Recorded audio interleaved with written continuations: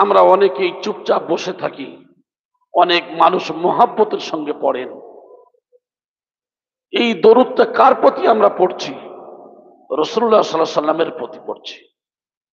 তাহলে সেই মহাব্বত, সেই ভালোবাসা নিয়ে আমাদের দরুদ পড়তে আমরা কৃপণতা করি। দরুদ শরীফ পড়তে আমরা এত কৃপণতা করি যে দরুদ শরীফ পড়তে চাই না, অথচ বলি আমরা নবীর ভালোবাসি। কিন্তু আল্লাহ বলছেন যে আমাকে ভালোবাসতে গেলে আমার নবীর ভালোবাসতে হবে, আমার রসুলের ভালোবাসতে হবে।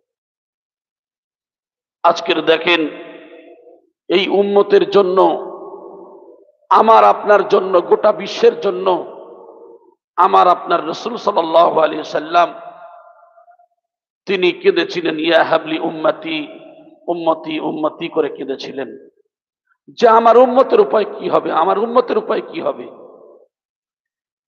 এমনও কি আপনাদের জানা ঘটনা যে রাসূলুল্লাহ সাল্লাল্লাহু আলাইহি সাল্লাম এই উম্মতের জন্য সিজদায় পড়ে এত ক্রন্দন করেছিলেন, এত কেঁদেছিলেন, আল্লাহর নবীর খলিফাগণ তারা গিয়ে ডেকেছিলেন, সিজদা থেকে মাথা উঠাতে পারেননি। আল্লাহ রাসূল সাল্লাল্লাহু আলাইহি সাল্লামের সিজদা থেকে মাথা উঠাতে পারেননি। মা ফাতিমাতুজ জোহরা রাদিয়াল্লাহু তাআলা আনহা গেলেন, তিনিও গিয়ে বলছেন যে ইয়া রাসূলুল্লাহ, ইয়া হাবিবাল্লাহ, হুজুর আমি আপনার কলিজার টুকরি ফাতিমা রাদিয়াল্লাহু তাআলা আমি এসেছি, আপনি সিজদা থেকে মাথা উঠান। তারপরেও মাথা উঠায়নি। কিন্তু যখনই বলেছিলেন হে আল্লাহর নবী, আল্লাহর রাসূল,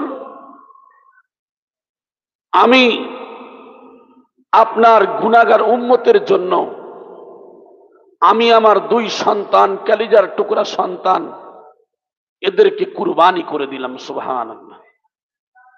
এই কথা বলার কারণে আল্লাহ রাসূল সাল্লাল্লাহু আলাইহি সাল্লাম মাথা উঠিয়েছিলেন। সুবহানাল্লাহ। এই মায়ের দোয়া আল্লাহর দরবারে কবুল হয়ে গেল। আমি বিক্ষিপ্ত ভাবে, ঘটনা তো অনেক লম্বা, অনেক বেশি, দিনের পরে দিন এসব আলোচনা করলে শেষ হবে না। বিক্ষিপ্ত ভাবে কিছু কথা বলবো, বিশেষ করে রাসূলুল্লাহ সাল্লাল্লাহু আলাইহি সাল্লামের মহব্বত, যিনি আমাদের মহব্বতে, আমাদের ভালোবাসায়, যে রসুলের জীবনে গুনাহ ছিল না, যে রসুলের জীবনে গুনাহ ছিল না, সেই রসুল সাল্লাল্লাহু আলাইহি সাল্লাম আমাদের জন্য কেন এত ক্রন্দন করলেন, এত কাঁদলেন? অথচ আমরা গুনাহগার বান্দা সেই রাসূলুল্লাহ সাল্লাল্লাহু আলাইহি সাল্লামের প্রতি কতটা ভক্তি করি, তানার প্রতি কতটা ভালোবাসা দেখাই। আমরা তো মুহররম মাস আসলে তাজিয়া বার করে ইয়া হাসান ইয়া হোসেন করতে করতে আমরা কি করি? দৌড়াদৌড়ি করি। আসলে আমরা যে আহলে বায়াতকে ভালোবাসি, মুহাব্বত করি, না আমরা আহলে বায়াতের শত্রুতা করি? এ সম্পর্কে আলোচনার মধ্যে আসবে ইনশাআল্লাহ। তবে যে কথা বলছিলাম যে রাসূলুল্লাহ সাল্লাল্লাহু আলাইহি সাল্লাম এই উম্মতে মুহাম্মাদীর জন্য, এই উম্মতের জন্য ক্রন্দন করেছেন, আমাদের জন্য ক্রন্দন করেছেন। মা ফাতেমা রাদিয়াল্লাহু তাআলা আনহা যখন এই কথা বলেন, আল্লাহর দরবারে দোয়া কবুল হয়ে গেল। রাসূলুল্লাহ সাল্লাল্লাহু আলাইহি ওয়াসাল্লাম তিনি কি করেছেন? এই দুইটা নাতিকে এত ভালোবাসতেন, এত মহাব্বত করতেন, যে ভালোবাসার ঘটনা আমি আগেও আলোচনা করেছিলাম, যে কোন সময়ে যখন হযরত ইমাম হুসাইন রাদিয়াল্লাহু তাআলা বিশেষ করে দুই ভাই যখন যেতেন, আল্লাহ রাসূল সাল্লাল্লাহু আলাইহি সাল্লাম সবকিছু ফেলে রেখে তাদের মহাব্বত করতেন। সুবহানাল্লাহ। এমনও কি আল্লাহ রাসূল সাল্লাল্লাহু আলাইহি সাল্লাম যখন সিজদাতে যেতেন, আল্লাহর নবীর এই মহাব্বতের কলিজার টুকরা ইমাম হুসাইন রাদিয়াল্লাহু তাআলা এই নাতি কি করতেন? অনেক সময় পিঠের উপরে উঠে, ঘাড়ের উপরে উঠে চড়তেন। সিজদাতে আল্লাহ রাসূল সাল্লাল্লাহু আলাইহি সাল্লাম যেতেন, সিজদা দিয়ে সিজদায় পড়েই আছেন। অনেক সময় নিয়েছেন, লম্বা সময়। আল্লাহ রাসূল সাল্লাল্লাহু আলাইহি ওয়াসাল্লাম মাথা উঠায় না। সাহাবায়ে কেরাম রাদিয়াল্লাহু তাআলা চিন্তা করছে যে এত লম্বা সিজদা। আল্লাহ রাসূল সাল্লাল্লাহু আলাইহি ওয়াসাল্লামকে জিজ্ঞাসা করা হলো। আল্লাহর নবী বললেন যে আমি যখন সিজদা করছিলাম আর ইমাম হুসাইন যখন আমার ঘাড়ের উপরে চড়ে উঠেছে, আমার সিজদার মধ্যে জিবরাইল আলাইহিস সালাম ওহী নিয়ে আসলেন, হে নবী আপনার সিজদা থেকে আপনি সিজদাটা এত বেশি লম্বা করে দেন যে আমি আল্লাহ স্বয়ং আমার দেখতেও ভালো লাগছে। সুবহানাল্লাহ। আপনি যাকে মহাব্বত করেন আমি আল্লাহ তাকেই মহাব্বত করি। সুবহানাল্লাহ। দেখেন মহাব্বত তাহলে ইমাম হাসান ইমাম হুসাইন রাদিয়াল্লাহু তাআলা আনহুমা আহলে বায়েত যারা আছেন তাদের মহাব্বত, এটা আমার রসুলের মহাব্বত। সুবহানাল্লাহ। রসুলের মহাব্বত স্বয়ং আল্লাহর মহাব্বত। এই ভালোবাসা আজকের সেই পরস্পরা দেখা যায়। সুফি মুফতি আজান গাছি রহমাতুল্লাহ আলাই খলিফায়ে মুসলিমিন উমর রাদিয়াল্লাহু তাআলা 37তম বংশধর। আজকে বংশ পরস্পরা দেখতে গেলে একে অপরের সঙ্গে এই যে মিল মহাব্বত একে অপরের প্রতি আছে। তো আল্লাহ রাসূল সাল্লাল্লাহু আলাইহি সাল্লাম এই যে দোয়া করেছিলেন হযরতে ফাতেমা রাদিয়াল্লাহু তাআলা আনহা, ঈদের সময় আসলো। ঈদের সময় স্বাভাবিক আমরা জানি যে বাচ্চারা নতুন পোশাকের জন্য আবদার করে। তো এই ঈদের সময় আসলো, আসার পরে হযরত ইমাম হাসান ইমাম হুসাইন রাদিয়াল্লাহু তাআলা আনহুমা দুই ভাই আবদার করতে শুরু করলেন যে মা, সমস্ত ছেলেরা তারা ঈদের ময়দানে যাবে, কত সুন্দর পোশাক পরিচ্ছদ, নতুন পোশাক পরিচ্ছদ, আমাদের কি নতুন পোশাক পরিচ্ছদ হবে না? আমাদের তো ঈদের ময়দানে যেতে গেলে আমরাও তো নতুন পোশাক চাই। আপনারা জানেন আমরা কোনো বিপদে পড়লে মানুষের কাছে হাত পাতি। এখানে একটা বড় শিক্ষা রয়েছে। আমাদের কোনো বিপদে পড়লে আমরা সর্বপ্রথম মানুষের কাছে হাত পাতি। আমরা কোনো বিপদে পড়লে মানুষের কাছে সাহায্য চাই। কিন্তু পয়গম্বর আলাইহিমুসসালাতু ওয়াস সালাম এবং তাদের বংশধরদের ইতিহাস দেখেন, যখন কিছু চাইতেন সর্বপ্রথম চাওয়াটা হলো আল্লাহর কাছে চাইতেন। সুবহানাল্লাহ। এখানে একটা সবথেকে বড় শিক্ষা। হযরতে ফাতেমা রাদিয়াল্লাহু তাআলা আনহা নামাজের মুসাল্লা ফেলে ওই নামাজের মুসাল্লাতে 2 রাকাত নফল নামাজ পড়ে আল্লাহর কাছে দোয়া চাইলেন যে আল্লাহ, আমার সন্তানরা যে গোসল করতে গেছে ওদের কাছে আমি তো ওয়াদা করেছি তোমাদের জামা তৈরি হচ্ছে, তোমরা জামা পেয়ে যাবে। আমাকে যে জান্নাতের সর্দারিনী বানানো হলো, না জানি আমি যদি মিথ্যা কথা বলি তাহলে আমার সন্তানরা কি শিখবে। আল্লাহর কাছে দোয়া করছেন। আল্লাহ পাক রব্বুল আলামিন তিনি হলেন রহমান রহিম। তিনি কি করলেন? আল্লাহর ফেরেশতার দ্বারা জান্নাতের 2টা পোশাক, জান্নাত থেকে 2টা পোশাক এনে 2 ভাইকে ডাক দিয়ে যখন বললেন, এই পোশাক দেখে তারা খুবই আনন্দিত হলো 2 ভাই। এবং 2 ভাই 2টা পোশাককে তারা নিজেরা চয়েস করে নিলেন। একজন লাল একজন সবুজ 2 পোশাক 2 ভাই নিলেন। কিন্তু সন্তানের যখন কোনো বিপদ হয় পৃথিবীর জমিনে যেখানেই হোক না কেন, সর্বপ্রথম বুঝতে পারে তার মা। মা বুঝতে পারে যে সন্তানের যে কোনো বিপদ আপদ হলে মার কলিজাতে আগে টান ধরে। এই পোশাক যে তারা পেয়েছে এখনো পর্যন্ত মা জানেন না, কিন্তু মায়ের অন্তরের মধ্যে যেমন কষ্ট, যেন কি কষ্ট হচ্ছে। এই কষ্ট সহ্য করতে না পেরে 2 ভাইকে খোঁজ করতে শুরু করলেন। তারা মায়ের কাছে আসলেন যে আম্মু, এই যে পোশাক আমরা পেয়েছি, যে দর্জির কাছে আপনারা জামা তৈরি করতে দিয়েছেন সেই দর্জি আমাদের জামা দিয়ে গেছে। এই জামা নিয়ে রাসূলুল্লাহ সাল্লাল্লাহু আলাইহি সাল্লামের কাছে নিয়ে যাচ্ছেন। আল্লাহ রাসূল সাল্লাল্লাহু আলাইহি সাল্লামের দূর থেকে দেখতে পেয়ে মুখটা মলিন হয়ে গেল।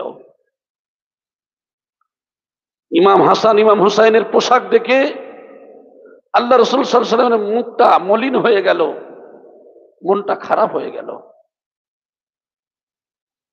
এই অবস্থা যেহেতু জিবরাইল আলাইহিস সালাতু সালাম এসে বলছেন, আল্লাহ রসুলকে জানিয়ে দিয়েছেন, ইয়া রাসূলুল্লাহ, ইয়া হাবিবাল্লাহ, হুজুর আপনার মহাব্বতের দুই সন্তান, দুই নাতি, কালিজার টুকরা ইমাম হাসান ইমাম হুসাইন রাদিয়াল্লাহু তাআলা আনহুমা, তারা এমন পোশাককে পছন্দ করেছে। এই পোশাকের হকিকতটা হলো যে একজনকে জহর খাইয়ে অর্থাৎ বিষ পান করিয়ে শহীদের দরজা নিয়ে চলে যাবে, আর একজন সে কি করবে, কারবালার ময়দানে অর্থাৎ যে জামা লাল পছন্দ করেছে, এই যে কারবালার ময়দানে আপনার উম্মতের জন্য যে দোয়া করেছে এই দোয়া কবুল হয়েছে, আর এই শহীদের দরজা নিয়ে কারবালার ময়দানে শহীদ হয়েছে। রাসূলুল্লাহ সাল্লাল্লাহু আলাইহি সাল্লামের কথাটা শোনার পরে যখন মা ফাতেমা রাদিয়াল্লাহু তাআলা আনহা দুই সন্তানকে নিয়ে আসছেন, স্বাভাবিক রাসূলুল্লাহ সাল্লাল্লাহু আলাইহি সাল্লামের মুখটা মলিন হয়ে গেল। আল্লাহ রাসূল সাল্লাল্লাহু আলাইহি সাল্লামের মুখটা দেখে হযরতে ফাতিমা বললেন, আব্বু, হে আল্লাহর নবী, আল্লাহর রাসূল, আপনি অন্য সময় আমার ইমাম হাসান হুসাইনকে দেখে আপনি তো বড় আনন্দিত হন, আপনার মুখটা কেন আজকের মলিন? আপনার মনটা তো খারাপ কেন? এই বলছেন হযরতে ফাতেমা রাদিয়াল্লাহু তাআলা বলছেন, আব্বু, আমি বুঝতে পেরেছি, আল্লাহর রাসূল, আমি বুঝতে পেরেছি, আমার আর বুঝতে বাকি নেই। আমার বলার উদ্দেশ্য হলো যে উম্মতের জন্য, আমাদের জন্য, আমাদের নাজাতের জন্য ইমাম হাসান ইমাম হুসাইন রাদিয়াল্লাহু তাআলা আনহুমাকে কুরবানি করা হলো, ইসলামের জীবনের জন্য জীবনকে উৎসর্গ করা হলো, আমরা সেই আহলে বায়াতকে কতটা ভালোবাসি, আমরা সেই রসুলকে কতটা ভালোবাসি। আল্লাহ যে আমাদের ভালোবাসবেন, আমাদের নবীর ভালোবাসা কোথায়? রাসূলুল্লাহ সাল্লাল্লাহু আলাইহি ওয়াসাল্লামের তরিকা তো আমাদের মধ্যে নাই, যে তরিকা আমাদের মধ্যে থাকার দরকার ছিল কিছুই তো নাই। আল্লাহ রাসূল সাল্লাল্লাহু আলাইহি সাল্লাম মানুষ অন্যায়কারী হলে অন্যায় করে যদি কিছু বলতেন তার ক্ষমা করে দিতেন, আমরা তো ক্ষমা করতে পারি না। আল্লাহ রাসূল সাল্লাল্লাহু আলাইহি সাল্লাম বিবাদ, কোন ঝগড়াকে মিটিয়ে দিতেন খুব মহব্বতের সঙ্গে, ভালোবাসা দিয়ে, আল্লাহর হুকুম মতো তিনি সেগুলো মিটিয়ে দিতেন। কিন্তু আমরা কি করি?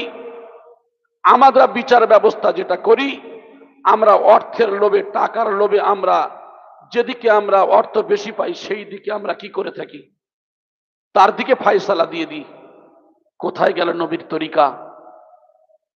বাড়িতে স্বামী স্ত্রীর যে মহাব্বত ভালোবাসা থাকার দরকার, রাসূলুল্লাহ সাল্লাল্লাহু আলাইহি ওয়াসাল্লামের জীবনে যে সংসার করেছেন, সাংসারিক জীবনে আল্লাহ রাসূল সাল্লাল্লাহু আলাইহি সাল্লাম বিবিদের যে ভালোবাসা মহাব্বত, রাসূলুল্লাহ সাল্লাল্লাহু আলাইহি সাল্লাম যে স্ত্রীদের হাতে যে কাজকর্ম, একে অপরের সাহায্যে নিমজ্জিত থাকতেন। কিন্তু আমাদের সেই সুন্নত কোথায়? নবীর তরিকা কোথায়?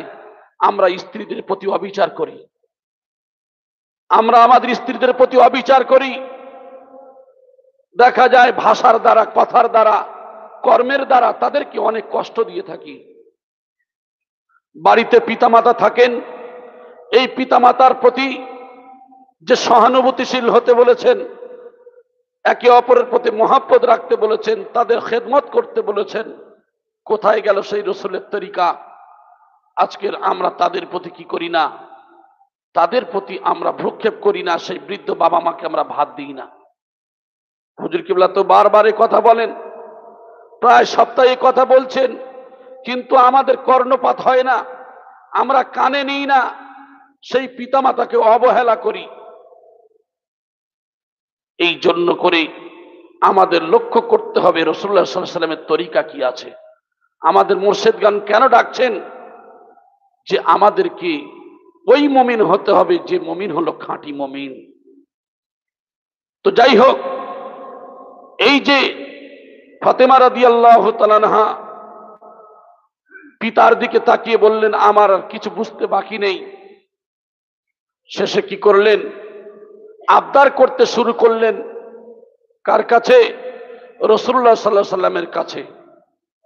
আল্লাহর নবী,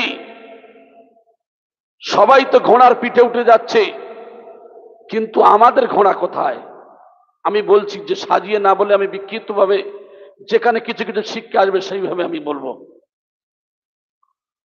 মহাব্বত কারো বলে সেটাই আমি বোঝাতে চাচ্ছি। জাল্লার রসুল সবাই তো ঘোড়ার পিঠে যাচ্ছে, আমাদের ঘোড়া কোথায়? আল্লাহ রসুল সাল্লাল্লাহু আলাইহি সাল্লাম বললেন, তোমাদের ঘোড়া তো আমি স্বয়ং রাসূলুল্লাহ সাল্লাল্লাহু আলাইহি সাল্লাম। সুবহানাল্লাহ! কি মহাব্বত, কি ভালোবাসা, কি ভালোবাসা ছিল আল্লাহর নবীর। তো কি করলেন?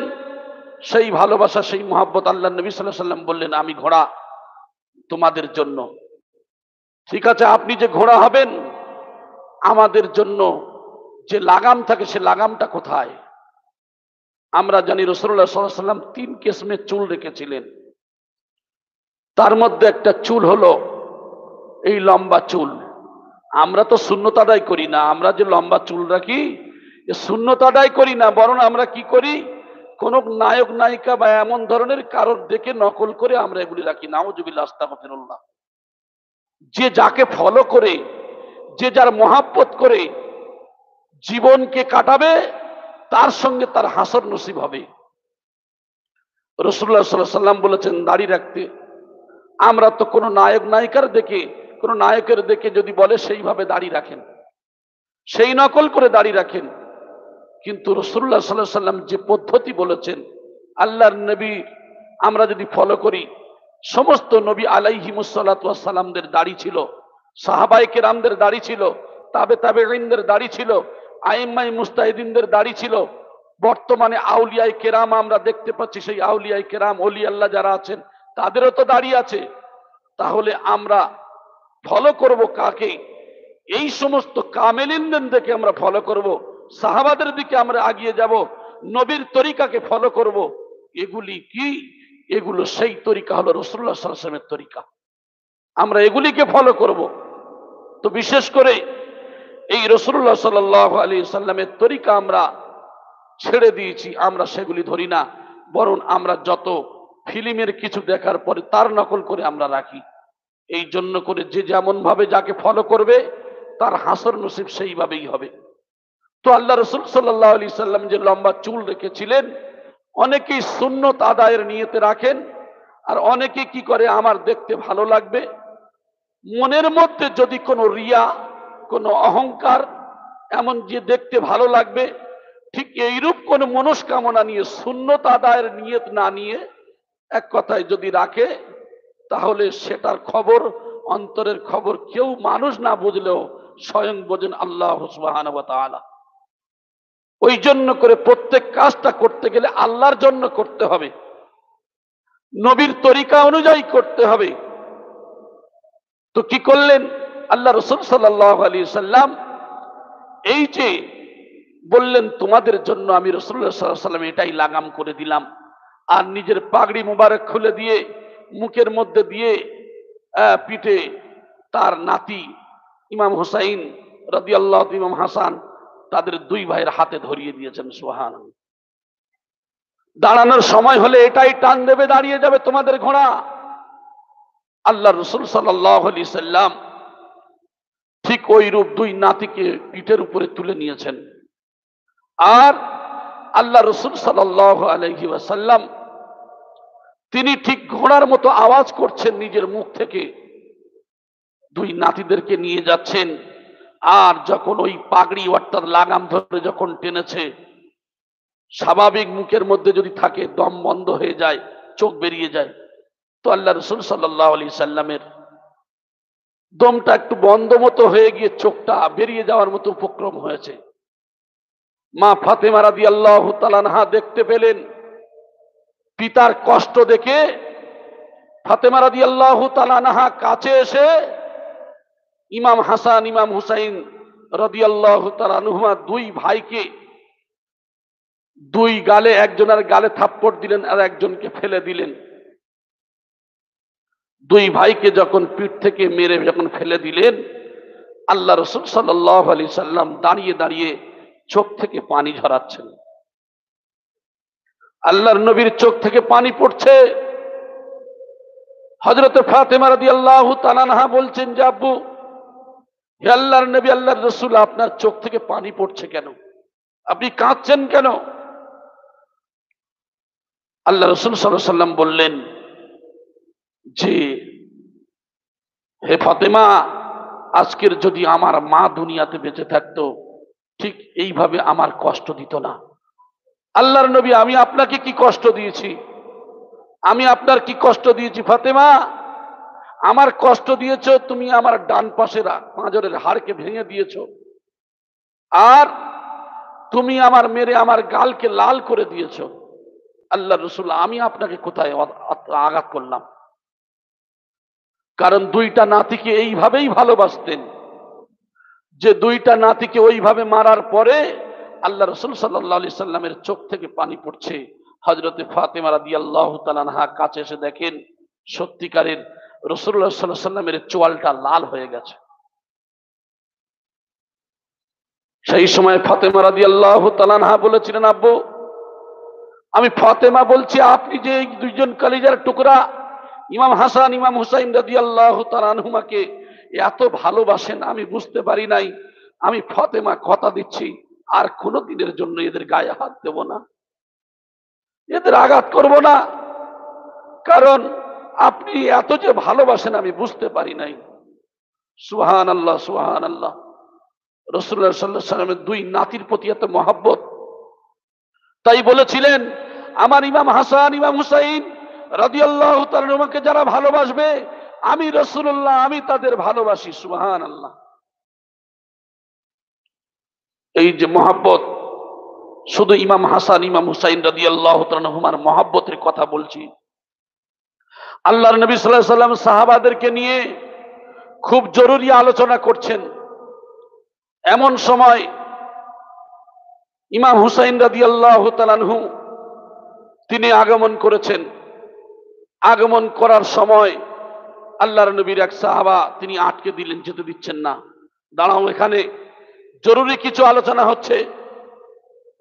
তো আল্লাহ রাসূল সাল্লাল্লাহু আলাইহি সাল্লামের এই যে সাহাবী, অর্থাৎ কলিজার টুকরা নাতি, গিয়ে আওয়াজ দিয়ে বলছে, নানু, আপনার এই সাহাবী কত বড় বেয়াদব, এ আমি আপনার কাছে যেতে দেয় না, বাচ্চা ছেলে। এই কথা যখন বলেন, আল্লাহ রাসূল সাল্লাল্লাহু আলাইহি সাল্লাম বললেন, ওকে ছেড়ে দাও।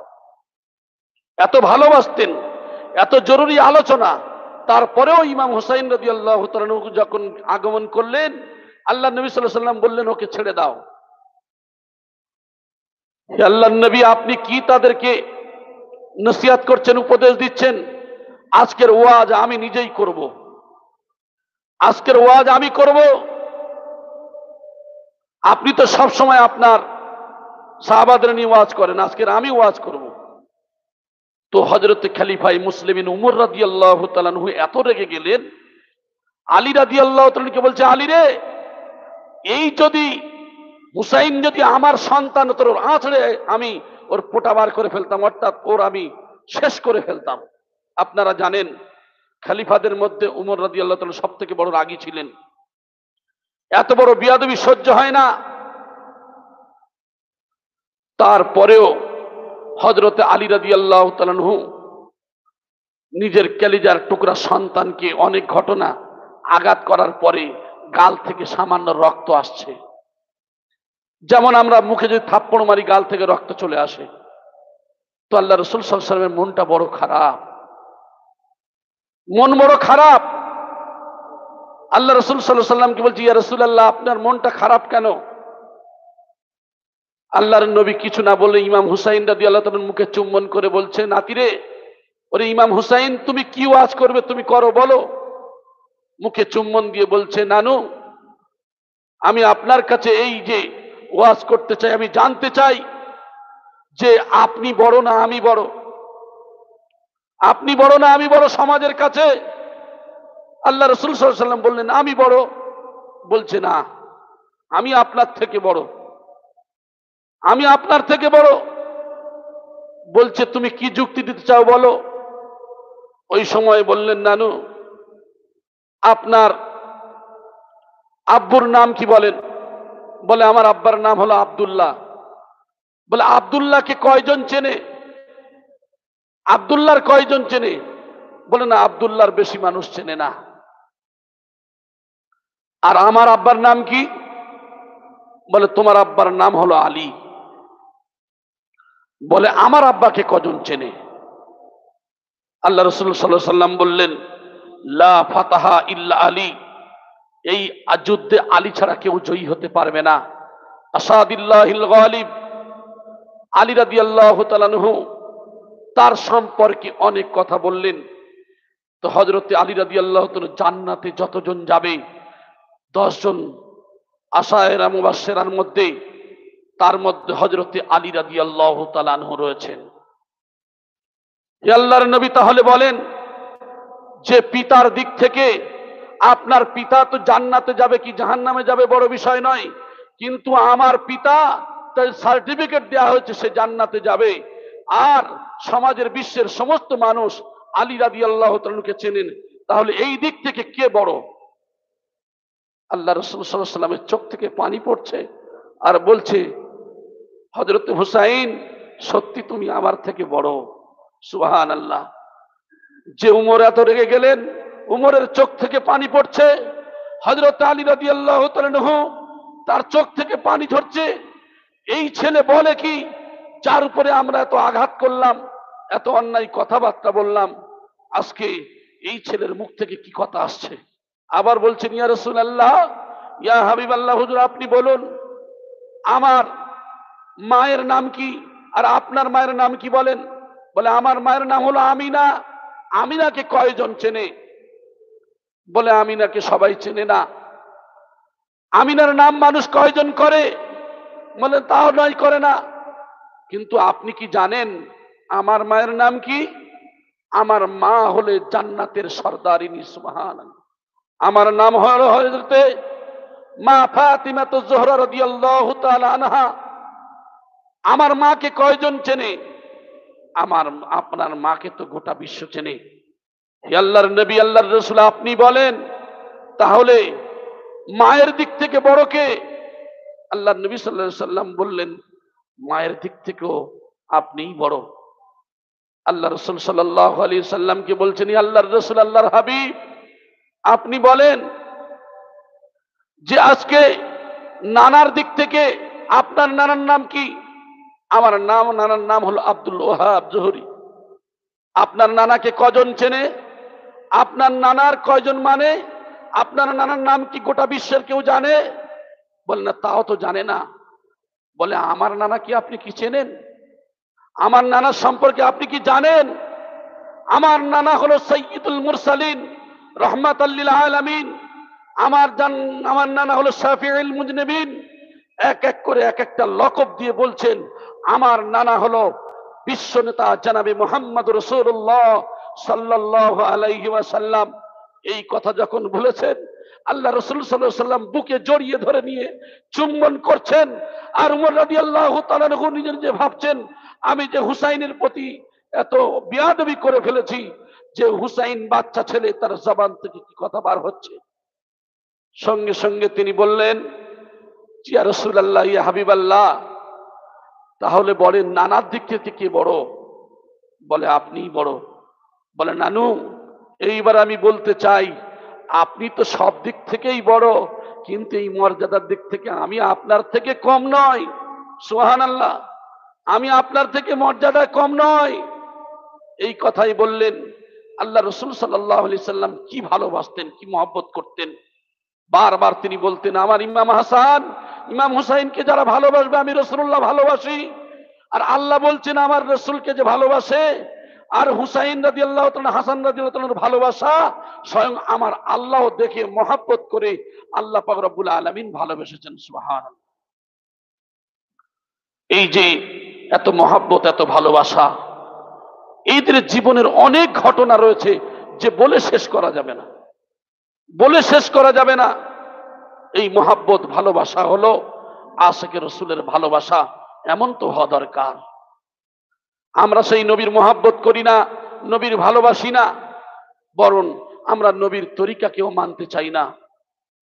তো আল্লাহ রসুল সাল্লাল্লাহু আলাইহি সাল্লাম এই ইমাম হাসান হুসাইন রাদিয়াল্লাহু তাআলা আনহুমার সম্পর্কে যখন এই দোয়া করেছিলেন ফাতিমা রাদিয়াল্লাহু তাআলা আনহা, যে আব্বু আপনার উম্মতের জন্য আমার দুই সন্তানকে কুরবানি করে দিলাম। আজকের আমাদের জন্য, উম্মতে মুহাম্মাদির জন্য দুই সন্তান, আল্লাহ সেই দোয়াকে, মায়ের দোয়া কবুল করলেন। আপনারা জানেন হযরতে হাসান রাদিয়াল্লাহু তাআলা আনহুকে তার বিবির দ্বারা কৌশল করে তাকে জহর খাইয়ে, বিষ খাইয়ে তাকে দুনিয়া থেকে শহীদ করে দেওয়া হয়েছিল। যেই দিন তিনি শরবত করে খাওয়ানো হচ্ছে, বিবিকে বলছে, বিবি রে, অন্য সময় তো আমি শরবত খাই, কিন্তু সে শরবতের টেস্টই তো আলাদা, আর আজকের যে শরবত তুমি দিয়েছো আমার তো বুকের মধ্যে যাচ্ছে। আমি বুঝতে পেরেছি যে আমার মায়ের দোয়া আল্লাহর দরবারে আজকের কবুল হয়েছে। এই বলছেন, চোখ থেকে পানি ফেলছেন। তবে বিবিরে, তোমার আজকের দোষারোপ করব না, তবে আমার ছোট ভাই ইমাম হুসাইনকে একবার ডেকে দাও, ইমাম হুসাইনকে একবার ডেকে দাও। ডাকার পরে বলছেন, ইমাম হুসাইন শোনো, আমরা দুই ভাই উম্মতে মুহাম্মাদির জন্য, নানার উম্মতের জন্য আমরা কুরবানি হয়ে গেছি। কারণ মা তো দোয়া কবুল, মা তো দোয়া করেছিলেন, আমার আম্মার দোয়ার কারণে আমরা দুই ভাই আমরা দুনিয়া থেকে শহীদ হয়ে যাব, এটাই আমাদের ফায়সালা। তবে আজকে সেই মায়ের দোয়া কবুল হয়েছে, আমি দুনিয়া থেকে বিদায় নেব। তবে তুমি অপেক্ষা করো, সেই দিন তোমার একদিন আসবে যেদিন তুমি মনে দুঃখ নিও না। দুই ভাই দুই ভাইকে জড়িয়ে ধরে ক্রন্দন করছেন। হযরত ইমাম হুসাইন রাদিয়াল্লাহু তাআলা আনহু দুনিয়া থেকে শহীদ হয়ে চলে গেলেন। ইন্না লিল্লাহি ওয়া ইন্না ইলাইহি রাজিউন। দুনিয়া থেকে শহীদ হয়ে চলে গেলেন। কিন্তু ইমাম হুসাইন রাদিয়াল্লাহু তাআলা আনহুর সময় আপনারা জানেন মুয়াবিয়ার পুত্র ছিল ইয়াজিদ। এই মুয়াবিয়া একজন সাহাবী ছিলেন। হযরতে মুয়াবিয়া রাদিয়াল্লাহু তাআলা আনহুকে বিবাহতে নিষেধ করা হয়েছিল, আল্লাহর নবী নিষেধ করেছিলেন। কি কারণে নিষেধ করেছেন সেটা আল্লাহ রাসূল ভালো জানেন। তিনি কোনো একটা কারণে, কোনো রোগাক্রান্ত হওয়ার কারণে আবার তিনি বিবাহ করতে মনস্থ করলেন এবং বিবাহ হলো। দুনিয়া থেকে আসলেন কে? ইয়াজিদ। এই ইয়াজিদ যখন আসলেন তো মুয়াবিয়া রাদিয়াল্লাহু তাআলা আনহু তিনি ইন্তেকাল হওয়ার পূর্বে তিনি ঘোষণা করলেন, তখন তিনি ছিলেন না, তার সন্তান তার কাছে ছিল না, কিন্তু তিনি বলে গেলেন যে আমার পরে এই গদিতে বসবে তিনি হলেন ইয়াজিদ। সেই সময়ে আব্দুল্লাহ ইবনে আব্বাস রাদিয়াল্লাহু তাআলা আনহু, আব্দুল্লাহ ইবনে উমর রাদিয়াল্লাহু তাআলা আনহু, আব্দুল্লাহ ইবনে জুবাইর রাদিয়াল্লাহু তাআলা আনহু, কতিপয় সাহাবা রাদিয়াল্লাহু তাআলা আনহুম আজমাইন, তারা কি করলেন? তারা মেনে নিতে পারলেন না।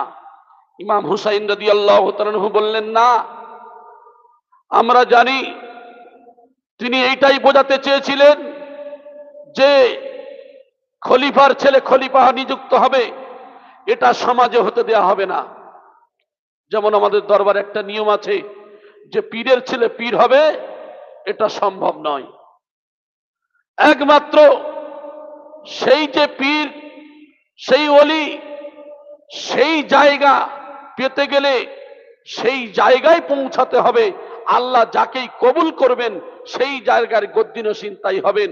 আমরা জানি, এই জন্য করে সুফি মুফতি আজানগাছি রহমাতুল্লাহ আলাই, হাওড়া জেলার মানুষ, আল্লাহ কবুল করলেন। তিনি কি করলেন?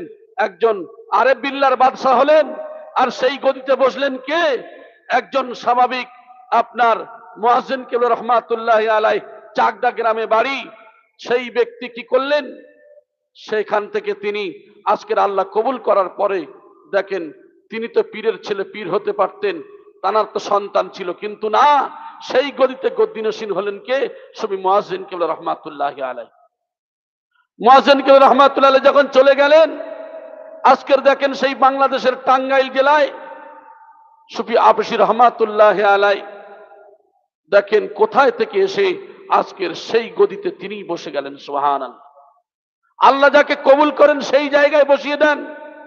আজকের তিনি কি করলেন? চলে যাওয়ার পরে হুগলি জেলার সবল গ্রামের সবল সিংহপুর রহমাতুল্লাহ আলাই, আজকের দেখেন সেই যে আল্লাহকে রাজি খুশি করিয়ে সেই জায়গার গদ্দিনসীন তিনিই হয়ে গেলেন। সুবহানাল্লাহ। কিন্তু জীবনে বলেন নাই যে আমি করব, আমি হব।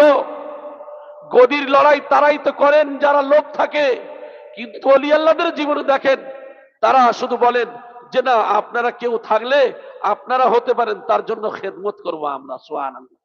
আসলে গদির লড়াই, গদির আশা মানুষ কি করে? গদির আশা যখন কোনো মানুষ করে তখন মানুষ দুনিয়ার যত খারাপ কাজ করতে মনস্থ হয়। কেমন? গদির লড়াই করতে গিয়ে তো মানুষ মানুষকে ধ্বংস করে দেয়। গদির লড়াই করতে গিয়ে মানুষ মানুষকে জেলে পচিয়ে দেয়।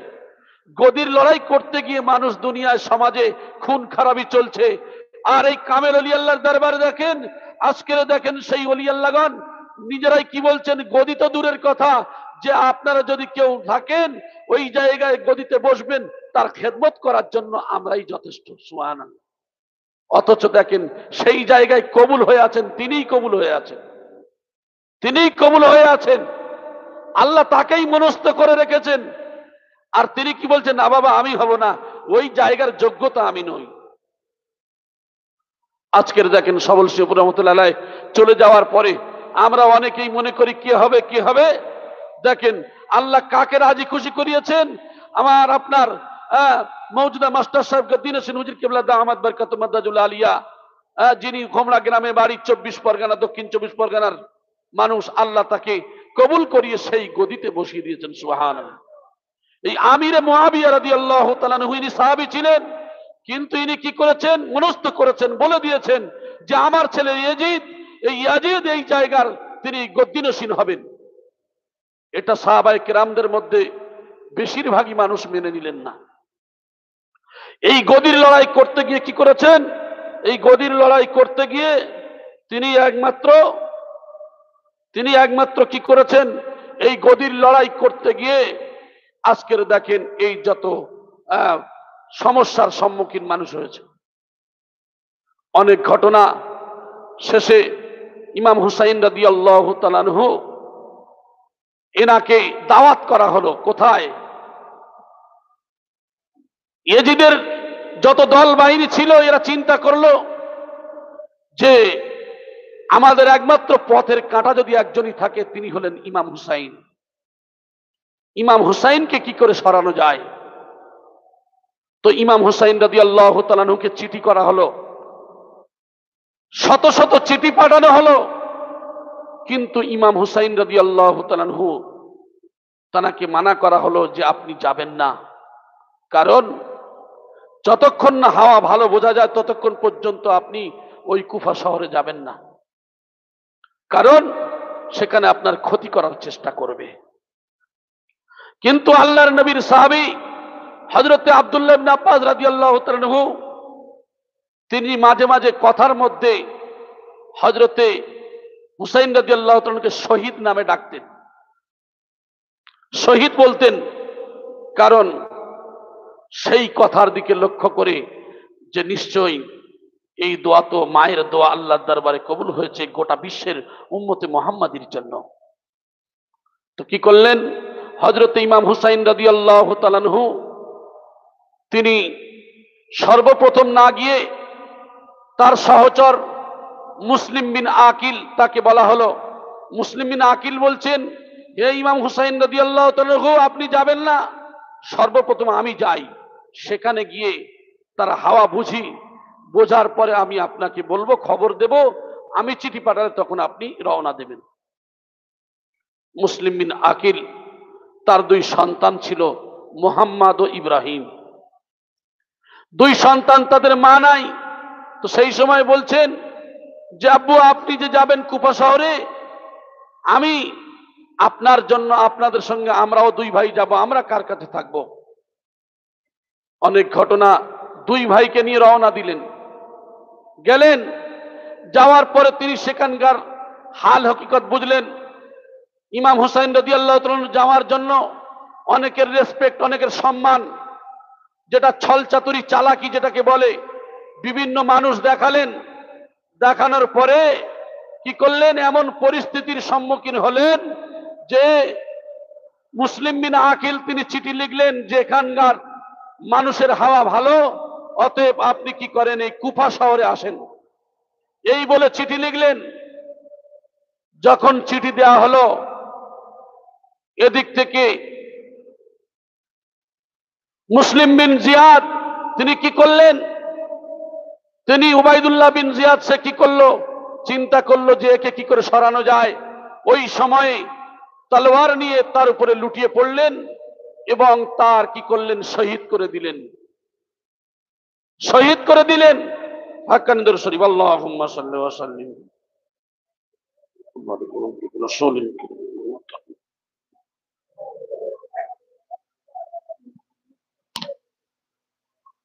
وأزواجه وأصحابه وأوليائه وأمته أجمعين كما صليت وسلمت وباركت ورحمت على سيدنا وعلى آل سيدنا إبراهيم إنك حميد مجيد.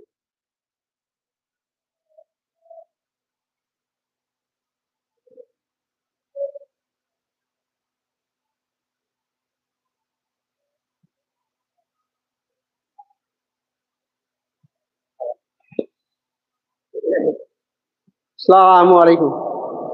حقاري درشري.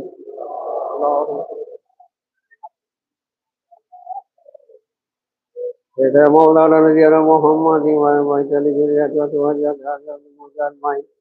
كما صليت وسلمت وباركت على سيدنا إبراهيم وعلى آل سيدنا إبراهيم إنك حميد مجيد. اللهم صل وسلم وبارك على عبدك رسول الكريم رحمة للعالمين شافي المذنبين سيدنا مولانا نبينا محمد وعلى آله وعلى بيته وأولاده وأزواجه وصحبه وأمته أجمعين. كما صليت وسلمت وباركت على سيدنا إبراهيم وعلى آل سيدنا إبراهيم إنك حميد مجيد. اللهم صل وسلم وبارك على عبدك رسول الكريم رحمة للعالمين شافي المذنبين سيدنا مولانا نبينا محمد وعلى آله وعلى بيته وأولاده وذريته وأزواجه وصحبه وأولياء أمته أجمعين. كما صليت وسلمت وباركت على سيدنا إبراهيم وعلى آل سيدنا إبراهيم إنك حميد مجيد. اللهم صل وسلم وبارك على عبدك رسول الكريم رحمة للعالمين شافي المذنبين سيدنا مولانا نبينا محمد وعلى آله وعلى بيته وأولاده وذريته وأزواجه وصحبه وأمته أجمعين. كما صليت وسلمت وباركت على سيدنا إبراهيم وعلى آل سيدنا إبراهيم إنك حميد مجيد.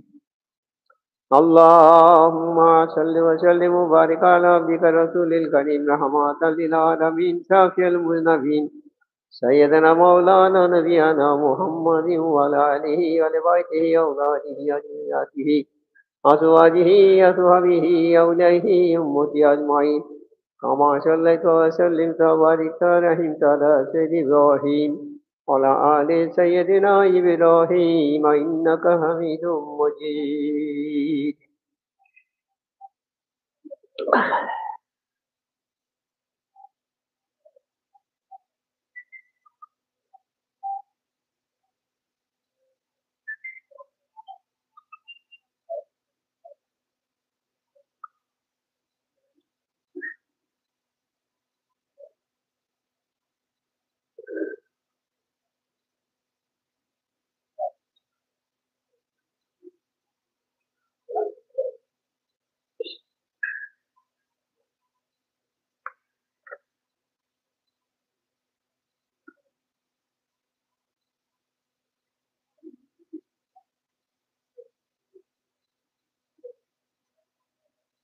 أعوذ بالله من الشيطان الرجيم بسم الله الرحمن الرحيم.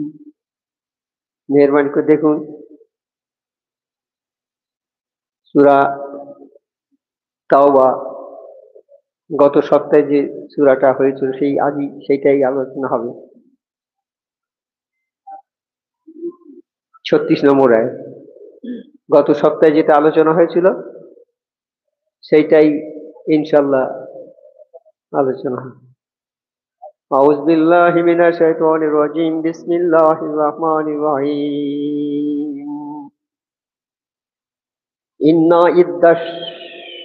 إن عدة الشهور